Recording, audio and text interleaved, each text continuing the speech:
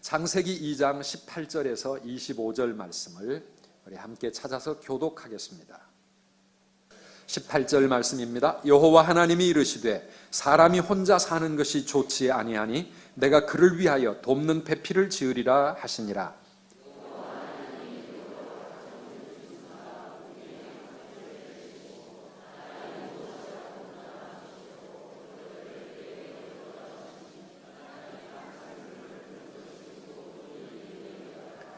아담이 모든 가축과 공중의 새와 들의 모든 짐승에게 이름을 주니라. 아담이 돕는 배필이 없으므로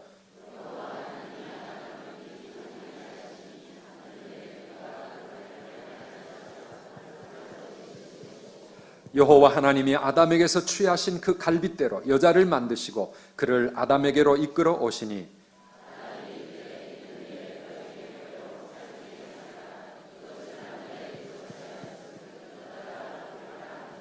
이러므로 남자가 부모를 떠나 그의 아내와 합하여 둘이 한 몸을 이룰지로다. 아담과 그의 아내 두 사람이 벌거벗었으나 부끄러워하지 아니하니라. 아멘. 우리 기독교인들은 우리가 살아가고 있는 이 아름다운 세상도 그리고 우리 인간도 저절로 진화되어진 것이라고 생각하지 않습니다.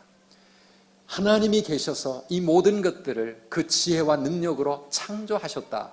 우리는 그렇게 믿고 있습니다. 그래서 이 세상에 있는 그 어느 것도 우연히 있게 된 것은 아무것도 없습니다. 5월, 4월 이 봄에 산으로 들러 아름다운 꽃을 찾아서 많이 여행을 하고 있습니다. 우리가 보면 얼마나 아름답습니까?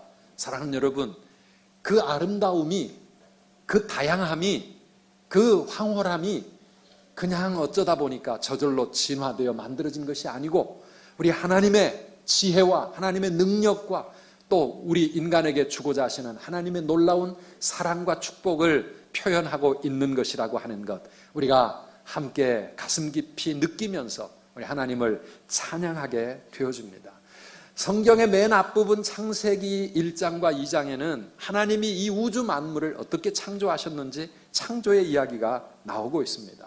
하나님이 하나하나 창조할 때마다 성경은 그 모든 것들이 하나님 보시기에 좋았더라, 너무너무 아름답고 좋았다, 완벽했다, 그렇게 표현하고 있습니다. 그런데 성경을 읽어가다가 맨 먼저 좋지 않았다라고 하는 구절을 만나게 되는데 그게 바로 오늘 우리가 읽은 18절 말씀입니다. 18절에 뭐라고 나와 있습니까? 같이 한번 보실까요?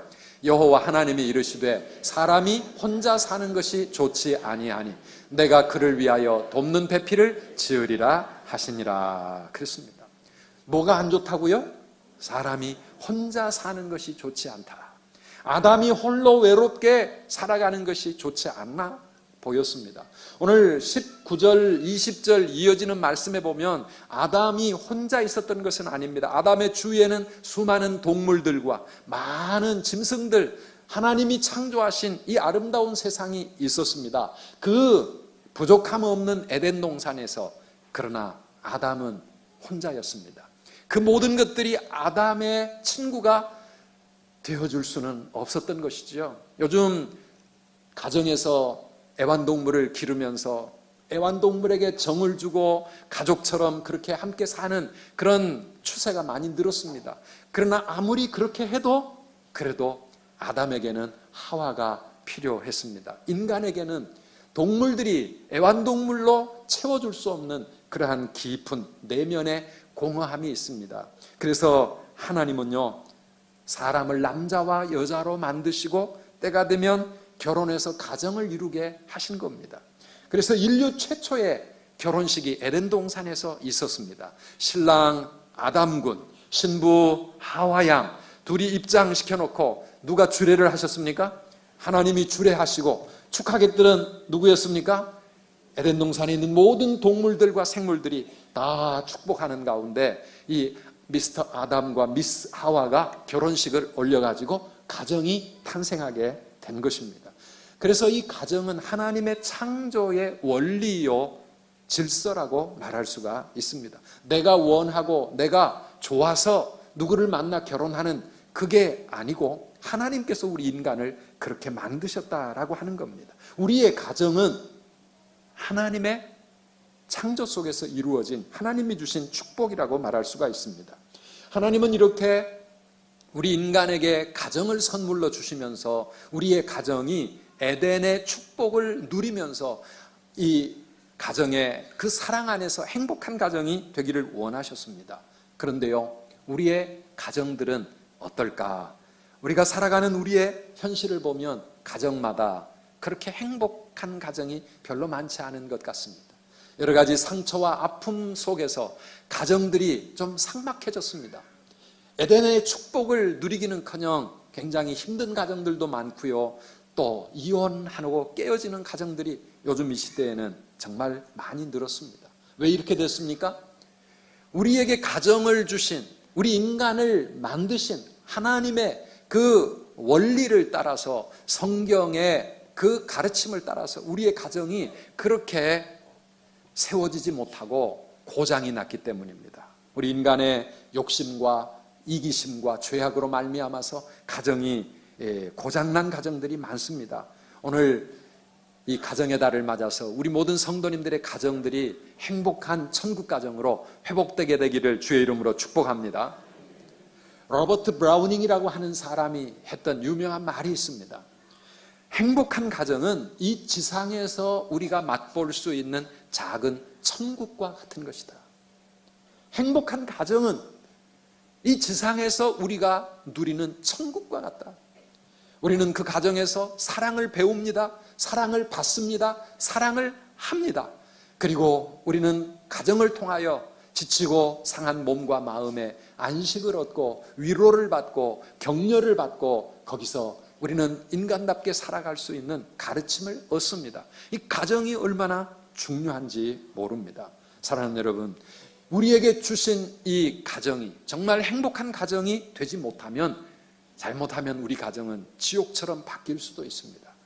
우리 선두교회가 천국 가정 만들기 프로젝트를 이번 가정의 달에 우리가 함께 시작을 하는데요, 우리 모든 성도 여러분들의 가정이 다 행복한 가정, 천국을 맛보고 누리는 그런 가정들 되시기를 바랍니다.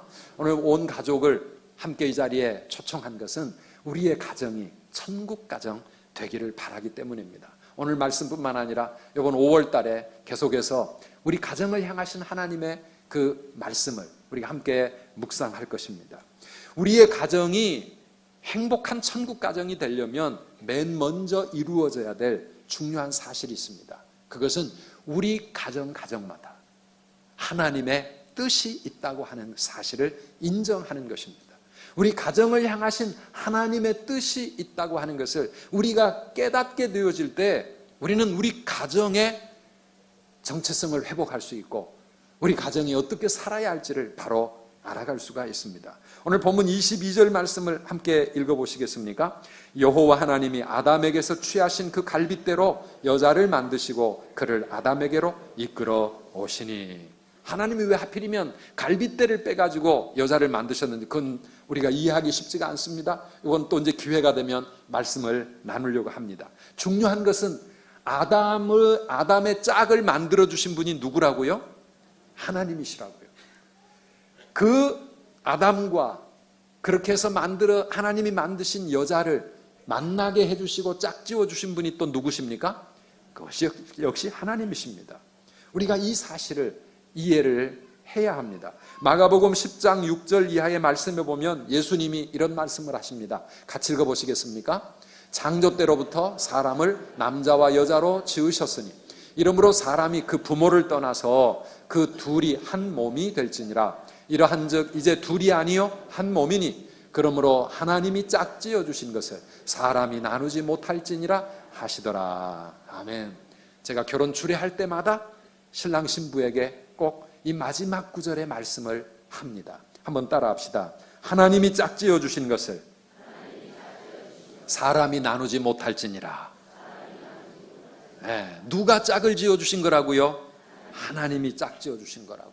우리끼리 눈 맞아가지고 결혼했는데요, 아니요, 하나님이 짝지어 주셨다고 하는 이 성경의 선언을 우리는 마음에 받아야 할 필요가 있습니다. 하나님께서 이 남자와 이 여자를 짝지어 주셨다. 남자 여자 부부만이 아닙니다. 우리의 부모님도, 우리의 자녀들도, 우리 가족들을 하나님이 짝지어 주셨다고 하는 이 성경의 가르침을 우리가 잘 이해해야 우리의 가정이 회복될 수가 있습니다. 좋을 때는 하나님이 짝지어 주셨다고 고백을 하는데요, 부부싸움을 하면 우리 가정에서 늘 튀어나오는 말이 뭔지 압니까? 당신과 나 잘못 만났다는 것이요. 우리는 처음부터 잘못 만났다. 만나지 말았어야 할 사람이 만났다. 처음부터 스스로 자신의 이 가정의 그 출발을 부정해버리면, 그러면은 가정의 문제가 해결될 수가 없습니다. 내 눈이 삐었지, 내 눈에 뭐가 씌웠지, 그래서 내가 착각한 거야, 이렇게 생각하면 문제가 안 풀립니다. 언제나 고백해야 됩니다.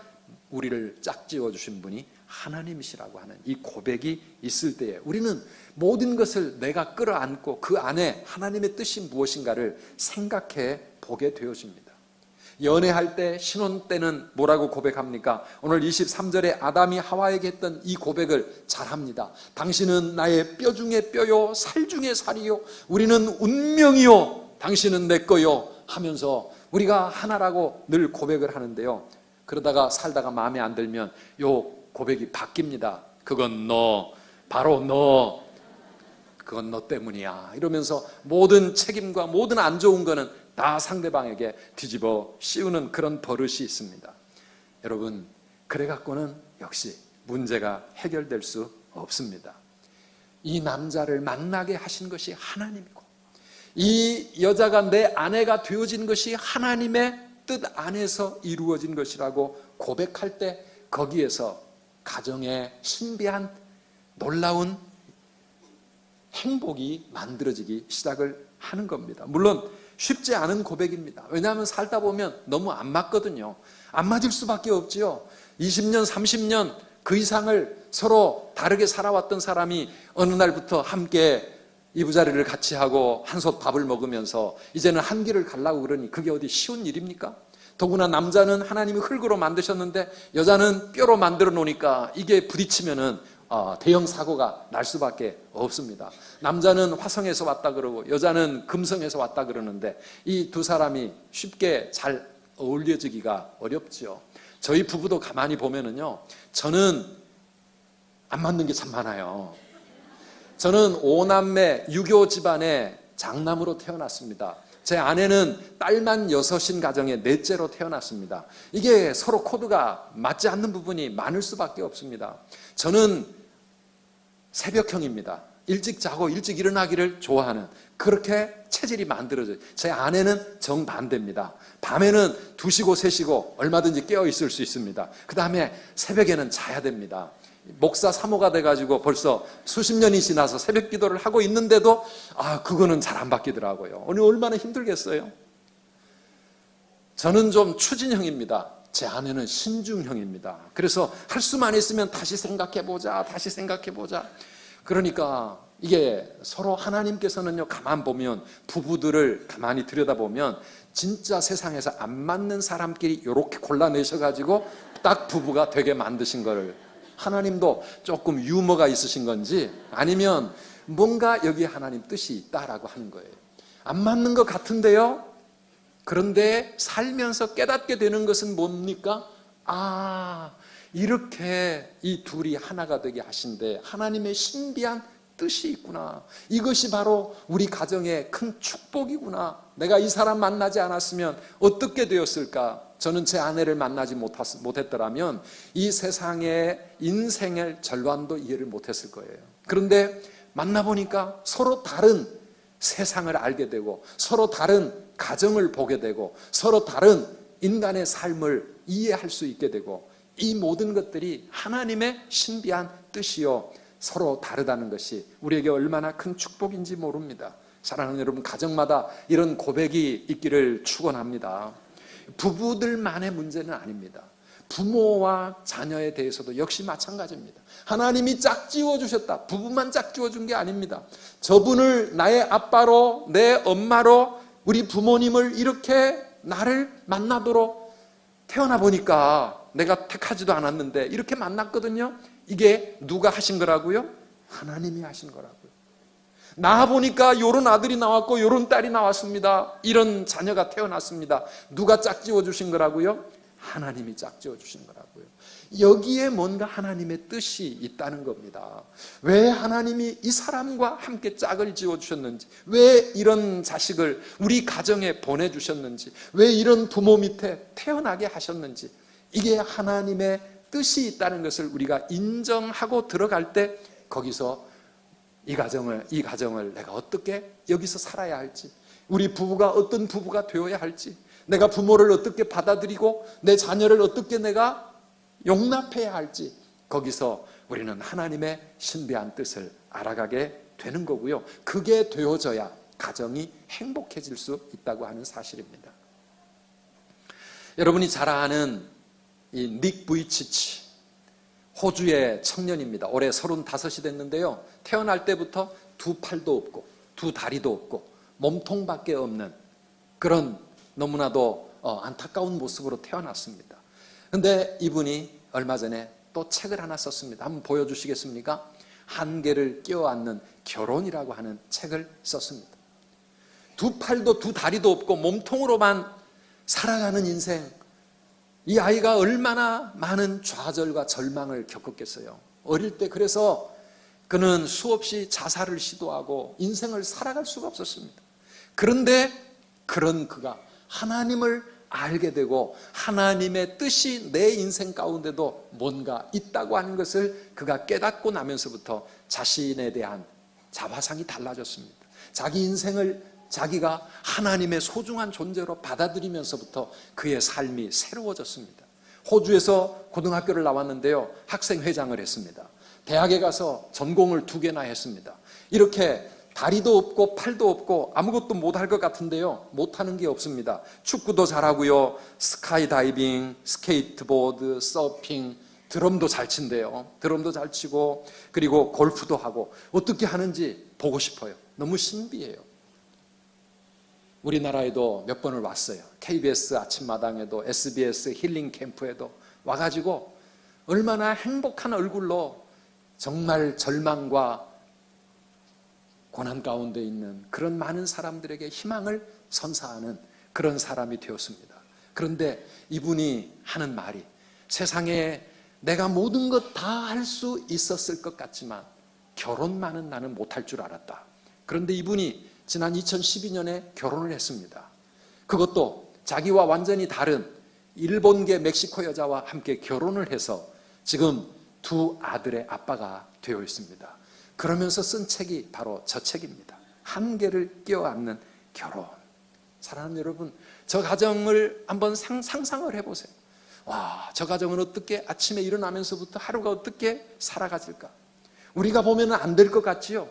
그런데 하나님의 뜻이 있다고 신앙 고백을 하면서 살아가는 저 부부, 얼마나 행복한 부부인지 몰라요. 사랑하는 여러분, 우리의 가정에 장애를 가지고 태어난 아이들도 있고 또 평생을 안고 가야 될 그런 어려움도 있습니다. 그러나 그것이 무엇이든지 간에 우리 가정을 향한 하나님의 뜻이 있다는 것을 우리가 인정하고 들어갈 때, 그때부터 우리는 하나님이 기뻐하시는 그 길을 찾아갈 수가 있습니다. 잠언 3장 6절 말씀입니다. 우리 같이 읽어보시겠습니까? 너는 범사에 그를 인정하라. 그리하면 내 길을 지도하시리라 그랬습니다. 너는 범사에, 모든 일에, in all your ways, 우리가 살아가는 인생의 모든 길, 모든 만남, 모든 사건들 속에 하나님을 인정하라. 그리하면 He will make your path straight. 너희의 가는 그 인생의 길을 하나님께서 곧게 만들어 주실 것이다. 그렇게 말씀하고 있습니다. 우리가 모든 상황 속에서 범사에 하나님을 인정하며 살아가기 시작할 때, 그때부터 길이 보이기 시작하고 길이 열리기 시작하는 줄 믿으시기를 바랍니다. 왜 이런 사람을 만났을까? 평생 왼수처럼 느껴지고, 왜 이런 자식이 태어났을까? 왜 이런 가정에서 태어났을까? 여러분, 하나님의 뜻을 우리가 받아들이지 못하면 해결이 안 되는 게 우리 인생입니다. 그러나 뭔지 모르겠지만 여기 하나님 뜻이 있다고 하면, 하나님 도대체 무엇입니까? 우리가 그 뜻을 찾고 하나님을 인정하는 순간 우리의 길이 펼쳐지기 시작하고 우리 인생에, 우리 가정에 길이 보이게 될 줄 믿으시기를 바랍니다. 그래서 성경은 우리에게 내 모든 상황 속에서 하나님의 뜻이 무언가를 찾으라고 말합니다. 로마서 12장 2절 말씀에 보면 너희는 이 세대를 본받지 말라 그랬어요. 이 세상의 가르침은 무엇입니까? 힘드냐? 그만두어라. 서로 안 맞냐? 헤어져 버려라. 네가 왜 그런 고통을 당하면서 너의 인생을 그렇게 낭비할 필요 뭐 있느냐? 세상은 끊임없이 그렇게 우리의 가정을 깨뜨리기 위해서, 우리의 인생을 엉망으로 만들기 위해서 우리에게 도전해 옵니다. 그러나 하나님은 우리에게 말씀하십니다. 너희는 이런 세대를 본받지 말고 그 다음에 어떻게 하라고요? 오직 마음을 새롭게 함으로 변화를 받아 하나님의 선하시고 기뻐하시고 온전하신 뜻이 무엇인지 분별하도록 하라. 아멘이시죠 여러분? 우리의 가정에서부터 이 하나님의 선하시고 기뻐하시고 온전하신 뜻이 무엇인가를 분별해 나갈 때 우리의 가정이 회복될 수 있습니다. 하나님의 뜻이 있습니다. 여러분의 가정을 향하신 여러분의 자녀와 여러분의 부모님들과 서로 부부에 대해서 하나님의 뜻이 있음을 믿으시기를 바랍니다. 그 하나님의 뜻은 선하시라고 말씀하십니다. 선하신 뜻이요. 그 다음에 기뻐하시는 뜻이라고 그랬는데 이 기뻐하는 뜻이라는 말은 우리를 행복하게 해주는, 우리에게 기쁨을 주는 그런 뜻이라는 이야기입니다. 그리고 마지막에 그 뜻은 온전하시다. perfect. 완벽한 뜻이다. 사랑하는 여러분, 우리가 다 헤아리지 못하고 우리가 받아들이기 힘들어서 그렇지요. 우리 가정을 향하신 하나님의 뜻은 선하시고 우리를 행복하게 만들어주시는 완벽한 뜻인 줄 믿으시기를 바랍니다. 그리고 그 뜻을 분별해가는 우리 모든 가정들이 되시기를 축원합니다. 두 번째로 우리의 가정이 천국 가정이 되기 위해서는 서로 돕는 배필이 되어질 때 천국이 이루어지는 겁니다. 서로 돕는 배필이 되는 겁니다.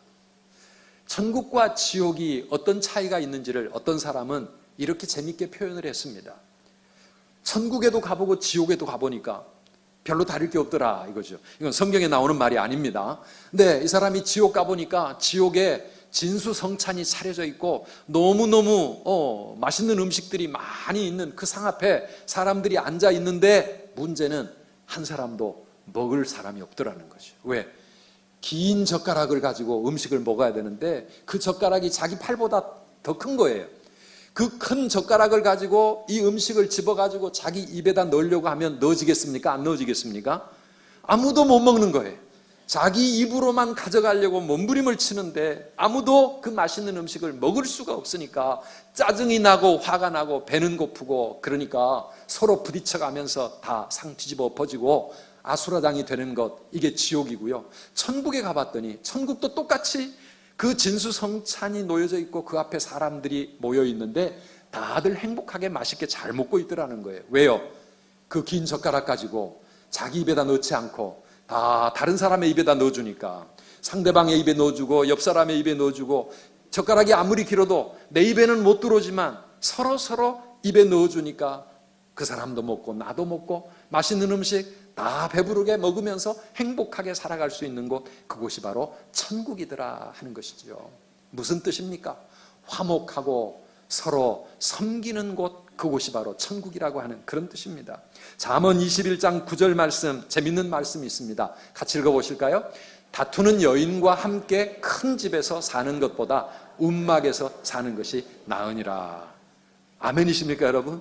실감이 나시지요? 네. 다투는 여인과 함께 큰 집에서 사는 것보다는 차라리 움막에서 사는 게 낫다 이겁니다. 뭐 여인뿐이겠습니까? 남자도 마찬가지죠. 네. 다투는 사람과 아무리 큰 집에서 살아도 그것은 지옥이에요. 이 편한 세상 하늘채를 산다고 해도 그것은 지옥입니다. 그러나 차라리 가난하고 어려운 초가 삼간이라도 서로 섬기고 서로 사랑하는 화목한 곳, 그곳이 바로 천국이라 그 말입니다. 그래서 여러분 천국 가정을 만들려면 오늘 제가 두 가지 실천할 수 있는 것 알려드리겠습니다. 첫째는 서로 섬기시기를 바랍니다. 가족들 안에 서로 섬겨야 합니다. 세상에 도움받을 필요가 없는 완벽한 사람은 아무도 없습니다. 다 부족하니까 하나님이 짝지어 만나게 하신 겁니다. 돕는 배필이 되라고 말씀하신 거예요. 이 돕는 배필이 되라는 것은 아내들만 남편의 배필이 되라 그런 뜻이 아닙니다. 가족이 함께 서로를 도와주는 그런 섬기는 삶을 살라 그런 말입니다.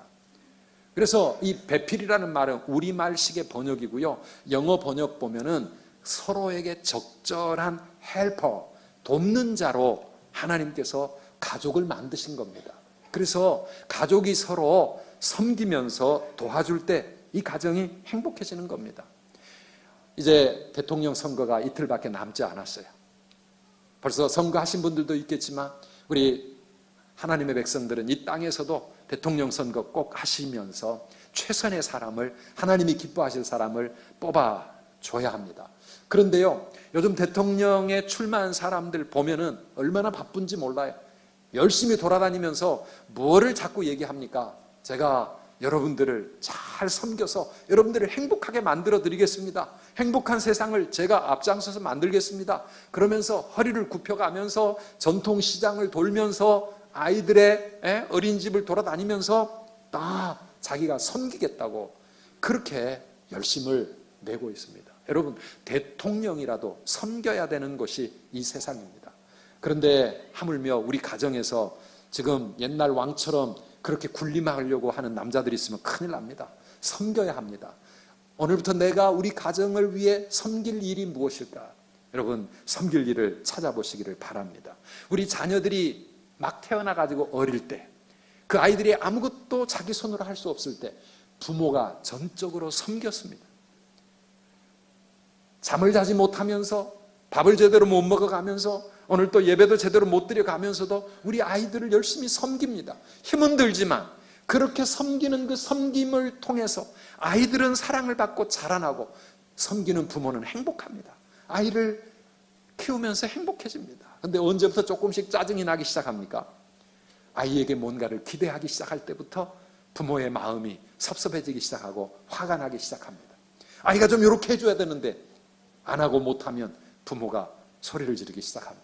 사랑하는 여러분, 아무것도 기대하지 않고 순수하게 베풀려고 할 때 그때가 진정 순수한 사랑 아니겠습니까? 그렇게 섬길 때 서로 행복한 거예요. 그런데 뭔가를 기대하기 시작할 때 그때부터 우리는 행복이 사라지고 섭섭한 마음, 서운한 마음, 불평불만이 우리 마음에 찾아오기 시작합니다. 부모가 자식에게 뭔가를 기대하기 시작할 때, 자식이 부모에게 뭔가를 기대할 때, 아내가 남편에게, 남편이 아내에게 내가 저 사람을 어떻게 섬기고 무엇을 도와줄까를 생각하면 행복한데 왜 저 사람은 나를 안 도와주지? 왜 나에게 맞추어 주지 않지? 내가 중심이 되려고 하고 이기적인 마음이 생기면은 그때부터 행복이 사라지고 지옥 같은 불평하는 인생이 되고 만다고 하는 사실입니다. 저희 가정의 아이들도 이제는 다 컸는데요. 저희가 처음에는 아이들을 참 혼을 많이 내면서 키웠습니다. 목사의 가정이다 보니까 아이들을 더 많이 잡으려고 하게 되더라고요. 그런데 저희 딴에는 아이를 바라보는 기대가 컸기 때문에 혼을 낸다고 생각을 했습니다. 그것이 사랑인 줄 알았습니다. 그런데 그게 아니더라고요. 시간이 흐를수록 아이는 점점 자신감을 잃어가고 부모 눈치를 보게 되고 오히려 잘하던 것도 더 못하게 되어가는 겁니다. 아, 이게 안 되겠구나. 이래가지고는 안 되는구나. 우리가 생각을 바꾸기 시작했습니다. 그래서 아이의 있는 모습 그대로 받아주면서 그 모습을 다시 즐겁게 즐기기 시작할 때 그때부터 아이들이 다시 피어나기 시작을 하고 아이들은 더 행복해지고 그리고 못하던 것도 잘하게 되어지고 가정이 행복해지는 것을 체험을 했습니다. 사랑하는 여러분, 다 마찬가지인 것 같아요. 어른들이라고요? 어른들도 마찬가지입니다. 우리 남편들도 아내가 칭찬해주고 격려해주면 행복해지죠. 아내가 자꾸 잔소리하고 혼을 내면 그 다음에는 위축되기 시작하고요. 마음이 우울해지잖아요. 남자들도 그렇고 여자들도 마찬가지죠. 안 그런 척 앉아 계시는 여러분들도 사실은 다 마찬가지 아니겠습니까? 혼나면서 기분 좋은 사람 별로 없어요. 그런데 혼을 내는 것도 이것도 사랑인 줄 알아요. 네, 사랑은 사랑이지요. 근데 그래 갖고는 문제가 해결이 안 되더라 그 말입니다. 예, 있는 모습 그대로 받아주고, 그리고 부족한 부분이 있으면 내가 채워주고, 섬겨주고, 기도해주고, 격려해주고, 축복해주는 그런 가정들 되시기를 주님의 이름으로 축원합니다.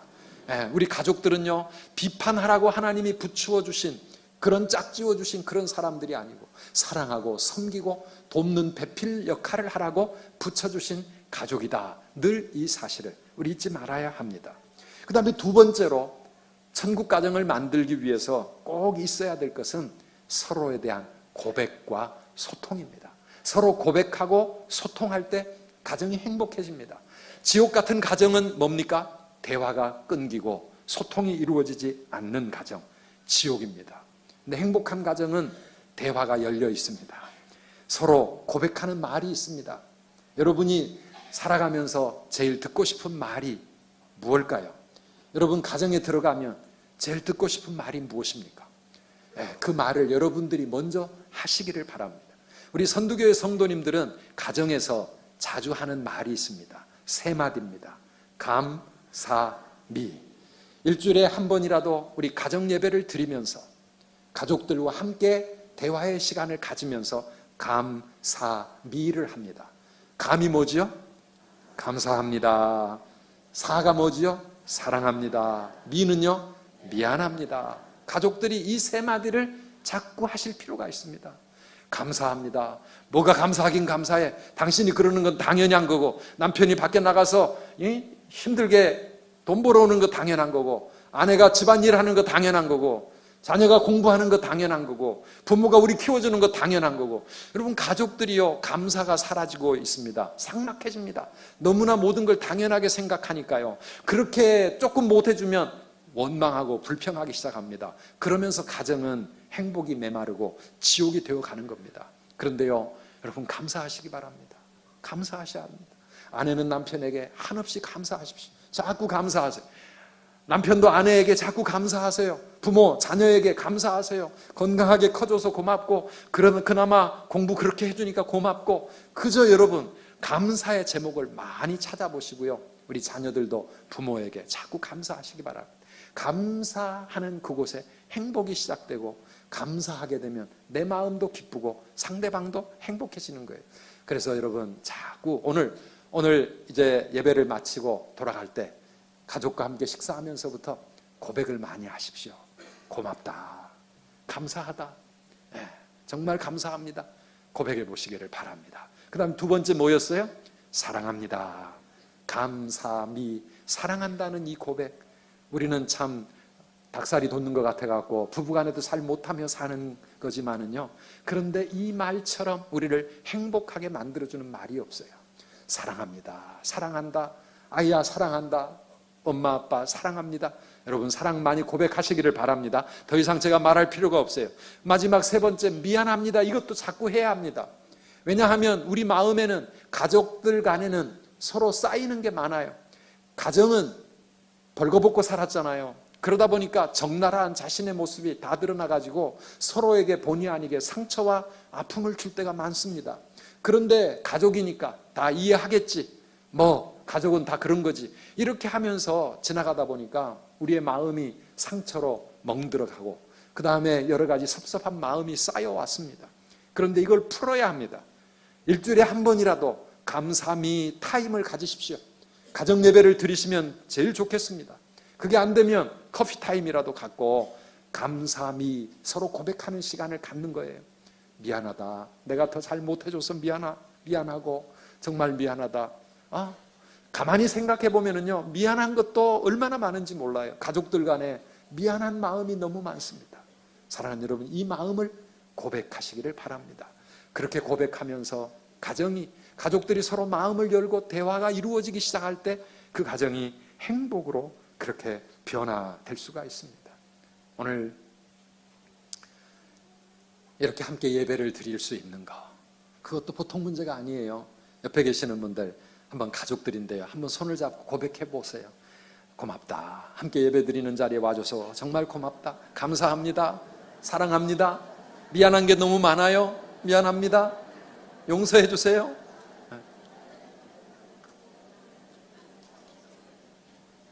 사랑의 주님이 우리의 이 모습 이대로 그대로 받아주셨고 우리를 사랑해 주셨습니다. 우리가 그 사랑을 이미 받았습니다. 우리도 사랑을 할 때 뭔가를 바라거나 곧뜯어 고치려고 하는 그런 마음 아니라 그 모습 그대로 그렇게 사랑해 주시고 그 모습 그대로 받아주시고 그 모습 그대로 즐겨주시기를 바랍니다. 우리 함께 가족들끼리 손을 잡고 찬양 한번 했으면 좋겠는데요. 사랑의 주님.